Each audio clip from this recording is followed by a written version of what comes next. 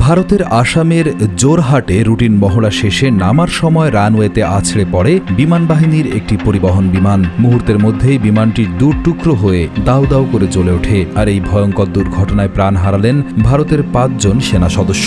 সকাল 10:15টার দিকে জোরহাট বিমান ঘাঁটিতে এই মর্মান্তিক দুর্ঘটনাটি ঘটে। ধারণা করা হচ্ছে রানওয়েতে অবতরণের সময় প্রবল বেগে থাকা অবস্থায় হঠাৎ করে বিমানের চাকা ফেটে যায়, ফলে নিয়ন্ত্রণ হারিয়ে বিমানটি ছিটকে পড়ে।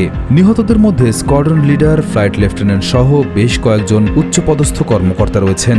এই ঘটনায় গভীর শোক প্রকাশ করেছেন ভারতের বিমান বাহিনী এবং আসামের মুখ্যমন্ত্রী হিমন্ত বিশ্ব শর্মা। দুর্ঘটনায় পড়া AN-32 বিমানটি মূলত সেনা ও অস্ত্রশস্ত্র বহনের কাজে ব্যবহৃত হয়। এটি একবারে 50 জন সেনা বা 7.5 টন মালপত্র বইতে পারে। কিন্তু জনমনে একটি প্রশ্নই উঠেছে, এই মডেলের বিমানগুলো বেশ পুরনো হওয়ার পরেও ভারত কেন এগুলো এখনও ব্যবহার করছে? দুর্গম পাহাড়ি এলাকা বা ভয়ঙ্কর খারাপ আবহাওয়ায় এই বিমানের মতো ভরসা করার মতো বাহন খুব কমই আছে।